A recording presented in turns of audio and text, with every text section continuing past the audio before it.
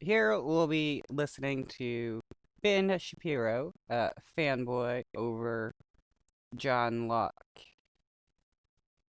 When John Adams and Benjamin Franklin read Thomas Jefferson's draft of the Declaration of Independence, they undoubtedly recognized two things: Jefferson's peerless prose and the political wisdom of the 17th century English thinker John Locke. We still admire Jefferson's skill as a writer, but we have lost an appreciation for Jefferson's philosophical mentor. John Locke was born in 1632 in a small village in Somerset, England. He studied at Oxford to be a physician, but achieved fame as a political theorist. In 1690, he authored one of the most famous political tracts in history, two treatises of government. England had just gone through a period of great political turmoil, the so-called Glorious Revolution of 1688, in which the Catholic king, James II, was overthrown and replaced by a Protestant one, William of Orange. The purpose of that revolution, which Locke supported, was not merely to substitute one king for another, but to move power away from the monarch and place it in the hands of the people and their elected representatives. The laws and liberties of this kingdom, in Locke's view, belonged to its citizens. This was, of course, how the American rebels saw their relationship with England. The Americans had no say in laws that the English crown and parliament were forcing on them. And, to put it mildly, they didn't like it. No taxation without representation was a classic expression of their displeasure. But how to frame the argument so that the whole world would understand it? Jefferson looked to Locke for inspiration and guidance. And using Locke helped in another way. How better, Jefferson calculated, to justify an American revolution than to use the arguments that were once used to justify an English one? So, what were those arguments? Locke posited three. First, all men are created equal. Second, certain basic rights exist independent of government. Third, government exists to protect those rights. Let's take them in turn. Number one, all men are created equal. Locke starts this argument at a very basic level, namely that human beings were created equal by God. We're all part of the same species, we're all capable of doing human things. In that sense, we are equal, not in qualities or outcome, but in rights. As John Locke wrote, creatures of the same species, born to all the same advantages of nature and the use of the same faculties, should also be equal without subordination or subjection. In this way, a king is in no way superior to a commoner, such that he might violate the commoner's rights. The king is a human being. The commoner is a human being. Each can reason. Therefore, one is equal to the other. We take this for granted now, but in 1690, it was a radical notion. Except for the fact that, John Locke did not see, black people as, as human beings because, his, he was a big investor in the, Royal African Company, which was a, slave capturing company. They were on the African coast originally, there to get gold.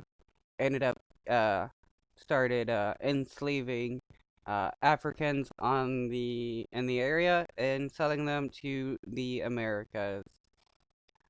John Locke invested 600 pounds, which in today's currency is $115,000.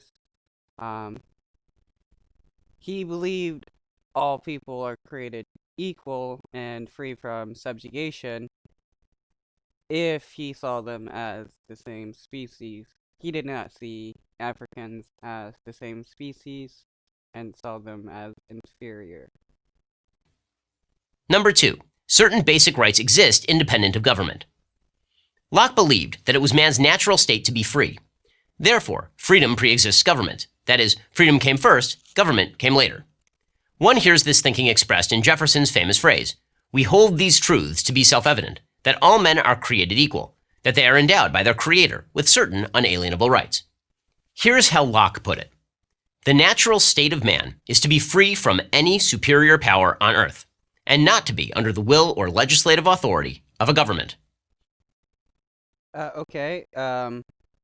While Locke was the secretary of Shaftesbury, he participated in the drafting of the fundamental constitutions of Carolina, which established a feudal aristocracy and gave the slavers the absolute power over slaves, over the people that they enslaved, using the government.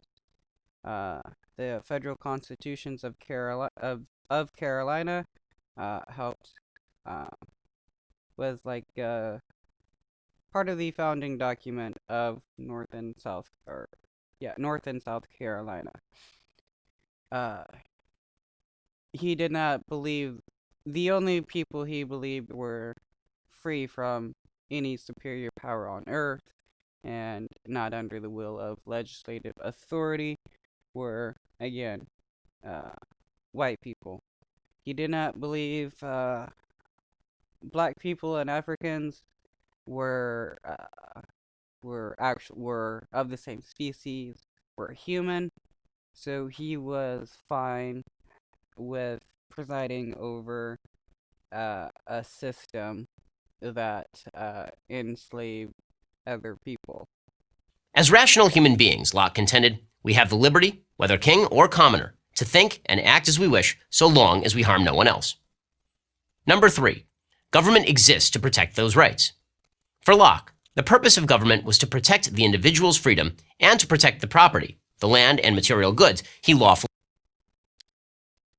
Again, we can show that we've proven that Locke only believed that certain people had had these kind of rights by the government, and it was not everybody whatsoever. Um, I I find it amusing how libertarians and stuff pretend that you know, as well as you know, a lot of Americans pretend that the people of the past were all about freedom and stuff when they were at the same time um enslaving large groups of people. It's also funny that they use a black person as the image of property. Uh, Kind of ironic, being that John Locke did have slaves, and he is speaking about freedom. He's just one giant hypocrite, which is pretty much the Libertarian Party and the Republican Party. Fully acquired. The last thing Locke wanted was to give the government the power to take away that liberty or undermine those property rights. If government couldn't provide those protections, or if it abused its power, it didn't deserve to exist. The end of law, he wrote, is not to abolish or restrain freedom, but to preserve and enlarge freedom.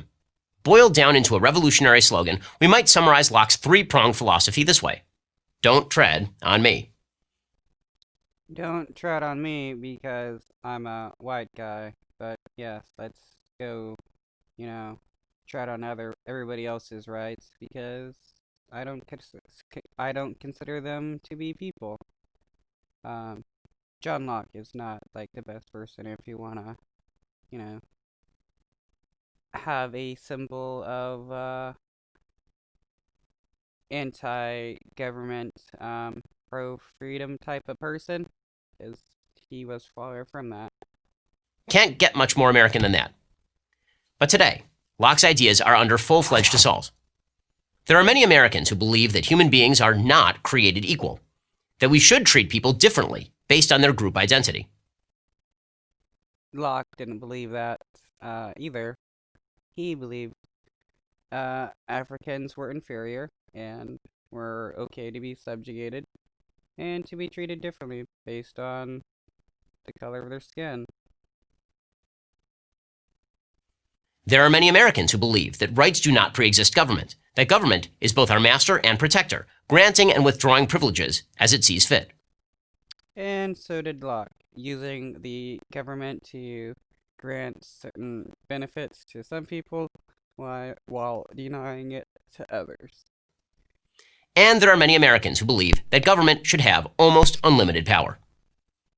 So did Locke, who gave the people and the government pretty much absolute power over slaves. Everything that Locke rejected, these Americans rushed to embrace.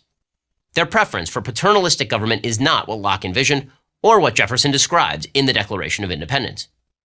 We need to reintroduce John Locke and his ideas to a nation that has become increasingly blind to fundamental elements of its own history and character. Because if we lose Locke, we lose America. I'm Ben Shapiro for Nah, we